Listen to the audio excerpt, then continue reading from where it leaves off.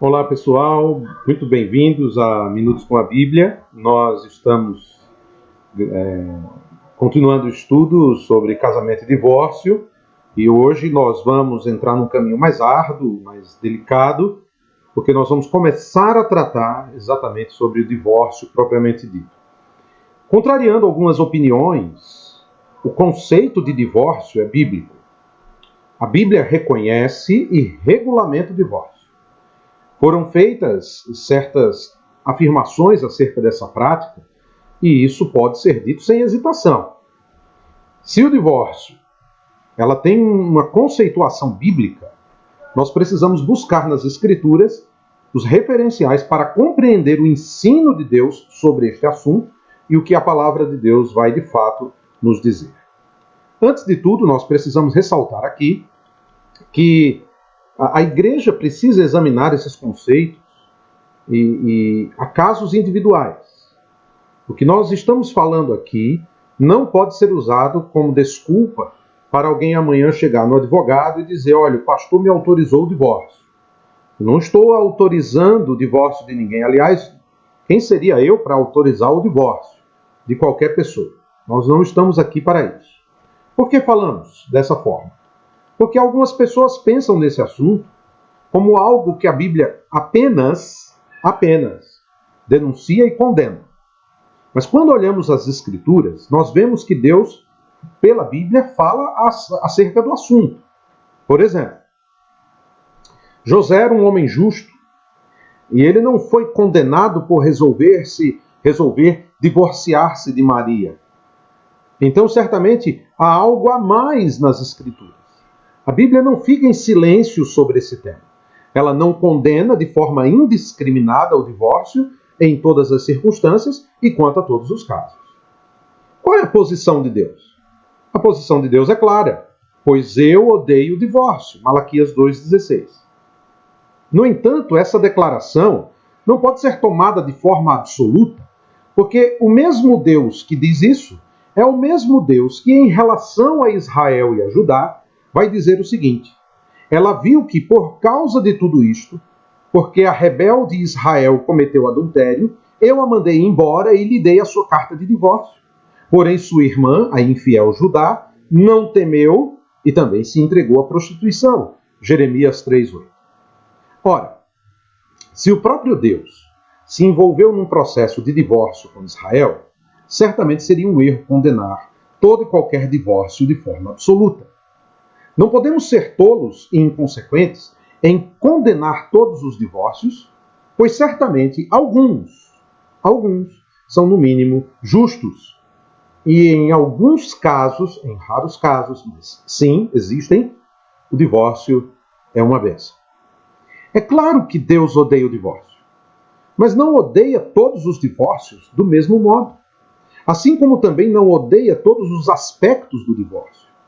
Ele odeia o que ocasiona todo o divórcio, todo o processo, mesmo quanto aquele que ele deu ao Israel pecador. Deus odeia as consequências que muitas vezes decorrem para os filhos e para as partes ofendidas de um divórcio. Todavia, mesmo isso não o impede de querer um divórcio, como ocorreu, por exemplo, no período de Esdras. Lá no capítulo 10 de Esdras e Neemias vão ver na mistura racial de judeus com outros povos um perigo contra a própria fé. E eles levam os homens a se divorciarem de suas esposas pagãs. Aquela ação foi motivada por uma confissão de pecados e uma orientação espiritual na qual todos concordaram. Deus odeia o divórcio, feito de maneira errônea, sobre coisas que Deus não sancionou. Mas isso não significa que ele odeia o divórcio quando se seguem os princípios das Escrituras. Portanto, esse não é um assunto a ser tratado de forma simplista. E por que eu falo assim? Porque seria irresponsabilidade discriminar os divorciados, colocando-nos acima dessas pessoas por nunca ter passado por essa experiência. Nossa atitude é importante para trabalhar esta questão de modo coerente e bíblico. Ela é indesejada? Sim, mas acontece mais do que imaginamos. E nós precisamos saber agir com a graça de Deus, como uma atitude bíblica equilibrada, odiando o que Deus odeia no divórcio e reconhecendo que nesse mundo pecaminoso há situações nas quais, como o próprio Deus demonstrou, pode ser necessário obter o divórcio. Infelizmente, em algumas igrejas mais conservadoras, tanto o divórcio como os divorciados são tratados de forma inconsequente, colocando nas pessoas a culpa de terem cometido um pecado imperdoável. As pessoas não dizem que é um pecado imperdoável, mas às vezes as ações, as atitudes demonstram isso. Fica evidente que aqueles que se divorciaram de forma errada não são os culpados. Eles pecaram. Mas porque é pecado, ele é perdoável. Se alguém se divorciou sobre bases não bíblicas, isso é ruim. Não apenas por causa do estrago provocado, mas porque é uma ofensa contra um Deus santo. Contudo, isso não significa que esse pecado não possa ser expiado pelo sacrifício de Cristo. Por exemplo, há outros pecados, como egoísmo, inveja, difamação, bebedeiras, glutonaria, idolatria, homicídios e homossexualismo, são listados nas Escrituras como pecado. Mas nenhuma vez é mencionado o pecado do divórcio ilícito. Isso significa, pastor, que nós temos que ser tolerantes com o divórcio? A minha resposta é não. Pelo contrário, quando alguém vem e me fala que deseja se divorciar, eu tento ao máximo demover essa pessoa de tal atitude. No entanto, estou aqui procurando mostrar que o que falta são os referenciais quanto a esse assunto. De modo que todo extremo é condenável. E nós temos que fugir desses extremos. Porque, às vezes, nós tomamos o divórcio como um pecado mortal. E aí, nós podemos ir para um extremo, colocando os divorciados na antessala do inferno, ou simplesmente fazer como outras igrejas e outras pessoas, aceitando o divórcio da mesma forma que o mundo aceita e banalizando essa atitude. Nossa insistência aqui, nessa introdução, é na base bíblica. Se nós falharmos nisso, isso será terrível. Uma vez que o pecado do divórcio não é imperdoável, está claro que Deus pode perdoar este pecado. É claro que o perdão não cura os corações partidos dos filhos, não cura os envolvidos nos processos legais, os homens e as mulheres que passaram por isso. O perdão cura, mas as marcas ficam. Mesmo o divórcio motivado pela infidelidade de alguém é pecado. Mesmo aqueles divórcios mais justificados, ainda assim trazem consigo infidelidade e dor. Por isso Deus odeia. O único pecado imperdoável é atribuir ao Espírito Santo a obra de um espírito maligno. O que queremos deixar claro aqui é uma postura bíblica, desapaixonada sobre esse tema. Muitas pessoas têm sofrido vergonha, medo, angústia quando tratam desse assunto. O sofrimento é muito grande, principalmente daqueles que foram abandonados. Então, o meu primeiro aspecto que eu quero pensar aqui com vocês é quanto ao tema do divórcio, o seu conceito. A primeira pergunta que faço é: como surgiu o divórcio? Nós não sabemos em que momento da história isso passou a acontecer. Nós temos alguns dados históricos que na Mesopotâmia, por volta de 1700 a.C., nós encontramos no Código de Hammurabi instruções de que o marido podia se divorciar de sua mulher pronunciando uma fórmula. Entretanto, ele devia dar uma compensação, e esta compensação variava de caso a caso. No Código de Hammurabi, a mulher não podia se divorciar, exceto quando o juiz reconhecesse a culpa do marido. No Império Assírio, as leis assírias diziam que o marido podia repudiar sua mulher com uma frase diante das autoridades e não havia compensação e a mulher não podia obter divórcio. Certamente o divórcio é uma inovação humana. Nós encontramos algumas coisas parecidas. Por exemplo, no Egito Antigo, em que o divórcio era permitido, permitido em casos de adultério e infertilidade. O adultério feminino era recriminado. Também encontramos informações na Grécia Antiga, em que o divórcio consistia no simples repúdio do marido à esposa. O adultério não era permitido à mulher, sendo passível de punição por representar uma subversão à ordem estabelecida da autoridade do marido e o risco da mulher de ter filhos ilegítimos. Na Grécia, por exemplo, um homem só era condenado por causa do adultério se envolvesse uma mulher casada. E também nós temos informações da Roma Antiga. Sabemos que, no início, o homem podia solicitar o divórcio em casos muito específicos, tais como adultério ou infertilidade da esposa. Segundo a tradição romana, o primeiro divórcio teria ocorrido em 230 a.C., quando o cônsul Espúrio teria usado a infertilidade da esposa como motivo. As mulheres só vieram a conquistar esse direito no final da República e na Era Imperial. Os historiadores nos dizem que o divórcio tornou-se uma prática comum que ia além dos motivos descritos, podendo um casal se divorciar simplesmente porque estavam fartos um do outro. A religião romana, por exemplo, não se opunha ao divórcio. Uma coisa é certa: Deus não deu origem ao divórcio. A condição pecaminosa acabou gerando esses eventos em diversas sociedades e, em muitos casos, levando a uma degradação social, como sabemos, ocorreu no Império Romano. Os comentários de Jesus confirmam essa conclusão, porque ao falar do divórcio, o Senhor disse que esse não era o projeto de Deus, mas uma contingência humana. Mateus 19:8 diz: "Mas não foi assim desde o princípio." Nesse mesmo versículo, Jesus deixa claro que foi por causa da dureza do coração dos judeus que Moisés permitiu o divórcio. E aqui encontramos um vocábulo grego muito interessante, epitrepo, que é deixar, permitir, conceder. Ou seja, conceder ou permitir uma prática não é o mesmo que originá-la, estabelecê-la ou instituí-la. O que alguém permite já existe como conceito ou como uma prática. O fato é que Deus não estabeleceu o divórcio, mas o permite em certas condições. Isso é uma razão pela qual a igreja tem tido problemas ao considerar essa prática. Mas o que foi permitido por Deus? Vamos analisar primeiramente o contexto.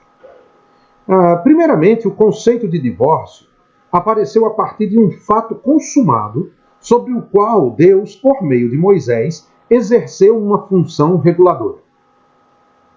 Vamos examinar alguns textos. O primeiro texto que eu quero pensar com vocês fala de uma falsa acusação feita pelo marido, que a esposa não era virgem. O texto é o de Deuteronômio 22, versos 18 e 19. E aí o texto vai nos dizer o seguinte, que os pais levarão a prova da virgindade aos juízes. O texto diz: "Então os anciãos pegarão o homem e o castigarão, e multando-o em 100 siclos de prata, darão esse valor ao pai da moça, porque aquele homem difamou uma virgem de Israel. Ela continuará sendo sua mulher, e ele nunca poderá divorciar-se dela." Fica evidente que uma falsa acusação contra a esposa não seria tolerada. Outro texto interessante, que está em Deuteronômio 22, versos 28 e 29, nos diz o seguinte: "Se um homem achar uma moça virgem que não é noiva, e forçando-a deitar-se com ela, e eles forem apanhados, o homem que se deitou com a moça dará ao pai dela 50 siclos de prata, e ela ficará sendo sua mulher, pois ele a humilhou. Não poderá se divorciar dela por toda a sua vida." Ou seja, ter relação sexual antes do casamento era algo desonroso, e sendo ambos pegos, o homem pagaria o preço e não podia se divorciar dela, pois ele tinha humilhado aquela jovem. O fato é que existia um conflito social em Israel e Moisés permitiu o divórcio, regulamentando-o em vez de proibi-lo. Entretanto, jamais devemos imaginar que Deus tolera o divórcio. A ação de Moisés pode ser definida em 3 aspectos. Primeiro, providenciar para que o divórcio seja permitido em certas circunstâncias e não em outras. Isso fica claro no texto de Deuteronômio 22, versos 19 e 29. Segundo aspecto é cuidar para que o divórcio, quando realizado, seja feito de maneira ordenada. E a terceira coisa que vemos é determinar que aqueles que desejam divorciar-se estejam plenamente cientes das consequências. É isso que vai falar Deuteronômio 24, de 1 a 4. Fica evidente que Deus reconhece a existência do divórcio e ele regulamenta isso de forma cuidadosa. Por isso que nós não podemos fechar os olhos, nem simplesmente denunciar essa prática como um pecado, o maior pecado de todos, condenando as pessoas e deixando-as à margem dentro da própria igreja. Precisamos olhar para a Bíblia e ensinar o povo de Deus os princípios expostos na Escritura. Precisamos ensinar os casais a como eles devem se relacionar e como preservar os seus relacionamentos, de modo que a glória de Deus seja manifesta na vida deles. Mas, se por acaso, e infelizmente, ocorrer um divórcio, temos que saber analisar esse processo, de modo que possamos pensar na graça de Deus, na misericórdia de Deus e também nas pessoas. Por isso eu quero trabalhar com vocês um pouco o texto de Deuteronômio 24. Porque foi esse texto citado pelos fariseus a Jesus. E esse texto ele é um texto primordial para entendermos essa questão do que a Bíblia fala sobre o divórcio. É interessante notar que as Escrituras nos dão mais detalhes sobre o processo de divórcio do que sobre a cerimônia de noivado e casamento. Já percebeu isso? Ou seja, o divórcio era um ato formal, legal, pelo qual o companheirismo da aliança tinha sido repudiado ou dissolvido. O texto de Deuteronômio 24, de 1 a 4, diz assim: Quando um homem se casar e deixar de gostar da mulher por haver descoberto alguma coisa vergonhosa a seu respeito, fará para ela um documento de divórcio e o dará na sua mão, mandando-a embora. Se ela sair da casa dele e se casar com outro homem, e este também a rejeitar e fizer um documento de divórcio e entregá-lo na sua mão e mandá-la embora de sua casa. Ou ainda se este último homem que a tomou para si por mulher vier a morrer, então o seu primeiro marido, que a havia mandado embora, não poderá voltar a tomá-la por mulher depois de contaminada, pois isso é uma abominação diante do Senhor. Não farás pecar a terra que o Senhor teu Deus te dá por herança. Foi esse texto de Deuteronômio 24 que foi usado pelos fariseus lá em Mateus 19, quando eles tentaram Jesus acerca dessa questão do casamento por toda a vida. Entretanto, é bom que se diga que o texto de Deuteronômio não ordena o divórcio em si, mas ele estabelece algo. Isso está no verso 1. Por haver descoberto alguma coisa vergonhosa a seu respeito. Essa coisa vergonhosa, ou indecente, seria o motivo para redigir um documento de divórcio. A mulher podia casar-se com outro homem, mas jamais com o primeiro. É possível que a razão dessa observação fosse preservar a mulher da obrigatoriedade de entregar ao mesmo homem 2 dotes. No Targum Neofite, que é uma paráfrase aramaica do texto, nós encontramos uma frase interessante. Se um homem tomar uma mulher e dotá-la. Segundo a Mishnah, que foi escrito ali por volta do ano 200 depois de Cristo, encontramos um debate sobre isso, que retrocede à época de Jesus. 2 fariseus rivais do primeiro século, Hilel e Shammai, chegaram a conclusões divergentes sobre esse assunto, principalmente sobre a frase alguma coisa vergonhosa. Ervat davar. Shammai, mais conservador, interpreta essa frase, essa vergonha, no sentido sexual, e define que o divórcio só era permitido no caso de infidelidade conjugal, pois na sua época a lei da pena de morte por adultério estava bem frouxa. Hillel, mais liberal, interpreta essa alguma coisa como qualquer coisa inadequada e permite o divórcio numa ampla variedade de circunstâncias, até mesmo por uma eventualidade. Por exemplo, se a mulher estragasse a comida, o marido poderia se divorciar dela. Flávio José, historiador judeu do primeiro século, contemporâneo dos apóstolos, nos diz que os maridos judeus da Palestina podiam se divorciar de suas esposas praticamente por qualquer motivo, incluindo a desobediência delas. Nesse assunto, podemos dizer que Jesus está mais alinhado com a escola de Shammai do que com a escola de Hillel. Enquanto a lei judaica exigia o divórcio em caso de adultério, Jesus apenas permite. O fato é que Jesus é mais conservador que Shammai, pois o ideal do Senhor é claramente a fidelidade por toda a vida. Por quê? Porque o casamento é uma instituição de Deus, que deveria representar a criação original de Deus. Por isso Jesus vai dizer, não era assim no princípio. O texto de Deuteronômio também nos mostra que o divórcio teria um processo legal em 3 passos. Primeiro passo, havia uma carta de divórcio que deveria ser devidamente redigida. Essa carta de divórcio era literalmente uma carta de corte. Ela tinha que ser escrita e clara. Essa exigência legal protegia a pessoa de receber falsas acusações. Também servia para mostrar a condição da pessoa que agora deixava de ser casada. Outro fator importante dessa exigência era para que a pessoa não fizesse isso com raiva.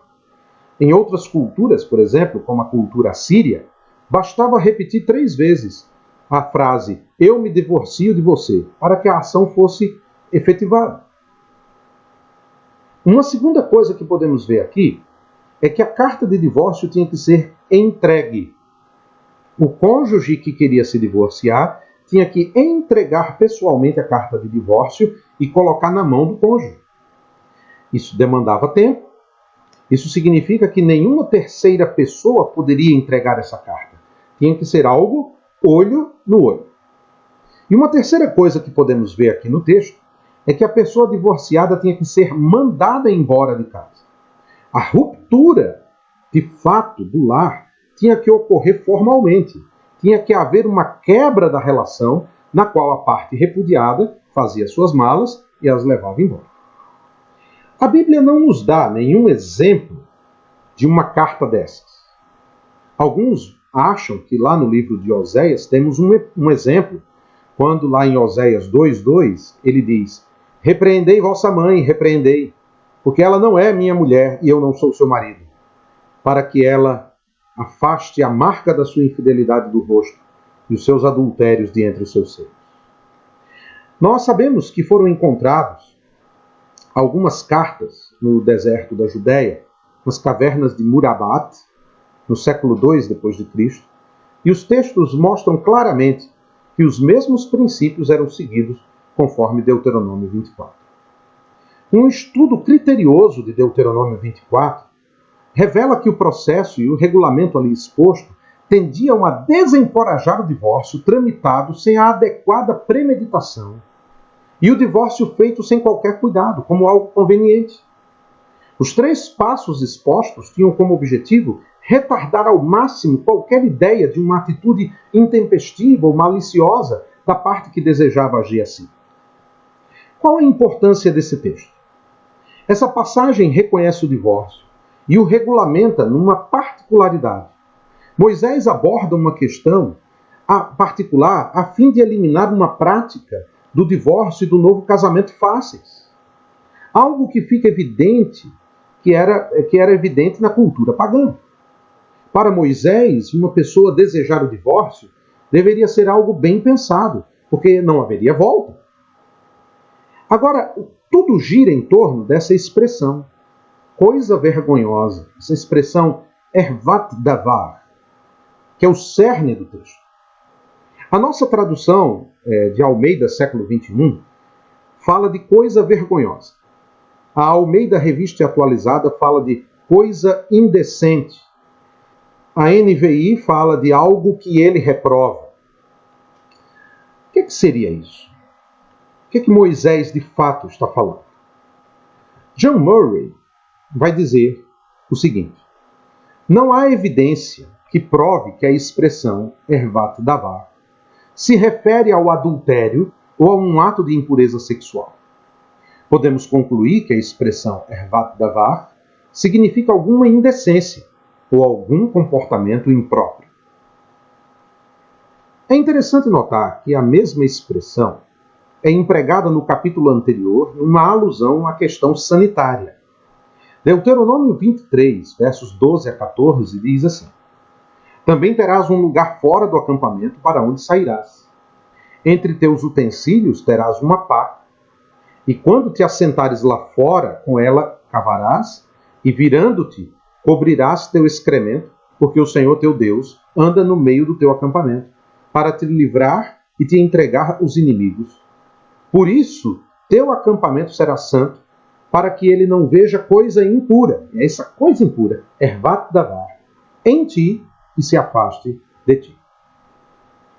É claro que a expressão aqui esclarece muito o significado, pois certamente ervat davar não está se referindo a um pecado sexual em Deuteronômio 23, mas aos excrementos. Desse modo, a ideia dominante é a da repulsa, a repugnância. O acampamento deveria ficar limpo e livre de qualquer coisa que causasse repugnância para Deus, um lugar atraente por causa da sua presença. E em Deuteronômio 24, se refere ao pecado sexual? Bem, é difícil dizer, pois na verdade a expressão parece trazer uma ideia geral, que pode abranger tudo aquilo que um marido poderia considerar repugnante e que ele não iria gostar, ou literalmente não achar favor em sua mulher, de modo que ele encontrasse nisso alguma razão para o divórcio. Mas isso significa que a interpretação liberal de Hillel estava certa? Porque essa foi a pergunta dos fariseus a Jesus. É permitido ao homem divorciar-se de sua mulher por qualquer motivo? A resposta a essa pergunta é sim e não. A expressão é indefinida. E os discípulos de Hillel estavam certos, apenas nisso. Grave bem, apenas nisso. Que a questão não se restringia ao adultério. Nós precisamos encarar a verdade. As palavras são vagas. E é aqui que queremos fazer esse ponto final. A expressão hebraica, ervat davar, cobre tudo o que poderia causar ofensa ao marido, menos a fornicação. E é aqui que os fariseus estavam errados, em concluir que a passagem dá uma licença para o divórcio por qualquer motivo. Uma coisa é a Bíblia declarar que pode acontecer que uma pessoa cometa um homicídio. Contudo, é muito diferente concluir que, por causa disso, ela pode cometer um homicídio. E foi isso que os discípulos de Hillel e a maioria dos fariseus fizeram. No entanto, Moisés falou da possibilidade de um homem divorciar-se de sua esposa por achar algo repulsivo nela. O problema ocorre quando as pessoas passam a seguir ideias superficiais e acham que qualquer motivo é relevante para uma ação dessas, sem levar em conta os efeitos drásticos e o que pode ocorrer com ações precipitadas. O texto não serve de base para um divórcio. Ele é apenas um alerta para o perigo de tomar uma decisão. Com isso, nós chegamos a uma primeira conclusão. Eu quero terminar falando algumas coisas importantes e aí nos próximos vídeos nós daremos sequência. Primeiro, Deus odeia o divórcio. Não a carta, não o processo, mas o pecado que está envolvido no ato. Ele não instituiu, ele apenas reconheceu e regulamentou para certas circunstâncias biblicamente prescritas. Embora Deus odeie o divórcio, porque há pecado por trás dessa ação como sua causa, nem todo divórcio é pecaminoso. Alguns são válidos, conforme vimos em Jeremias 3:8 e Mateus 1:19. Existem causas legítimas para o divórcio mesmo quando essas causas envolvam um pecado. Todos os divórcios são consequências de um pecado, mas nem todos os divórcios são pecaminosos. Em segundo lugar, a posição cristã é que o divórcio nunca é desejável. Embora seja nunca desejável, não significa que entre os cristãos seja inevitável. A reconciliação é sempre possível, porque os cristãos estão sob o cuidado e a disciplina da igreja. Porquanto, permitido para os cristãos, em casos de pecado sexual, nunca se requer com relação ao divórcio. Precisamos buscar o conceito bíblico e ser guiados pelos princípios da Escritura, edificando um conceito bíblico em nossa forma de pensar, que certamente afetaria todo o nosso modo de agir. O divórcio é uma triste realidade, que não vai desaparecer, porque o coração humano pode endurecer-se a ponto de provocar uma circunstância onde a reconciliação seja praticamente impossível. E uma terceira coisa, Deus permitiu e regulamentou o divórcio. O fato de regulamentar indica que sua permissão tinha objetivos claros.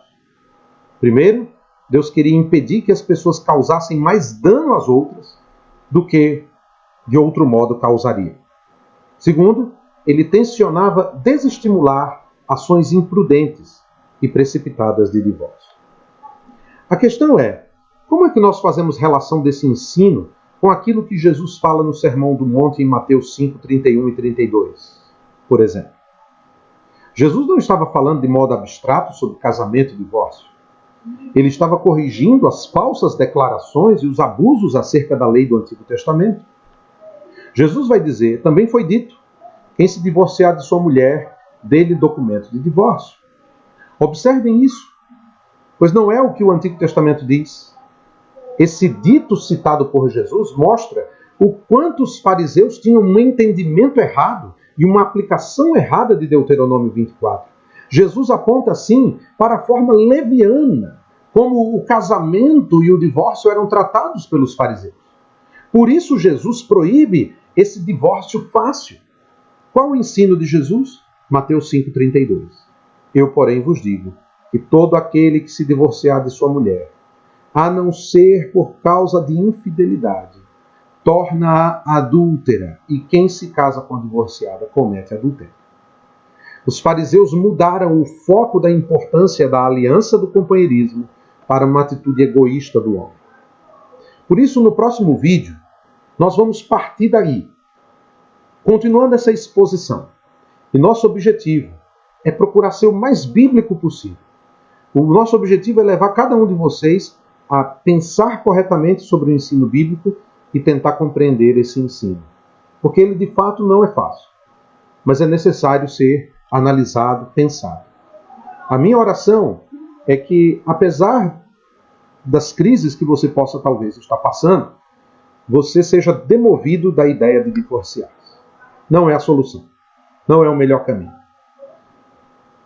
Vamos colocar isso diante do Senhor. Vamos deixar Deus trabalhar no seu coração, no coração do seu cônjuge. E antes de tudo, vamos examinar o que a Bíblia vai tratar sobre esse assunto, para que Deus seja glorificado em tudo isso. Espero estar ajudando vocês.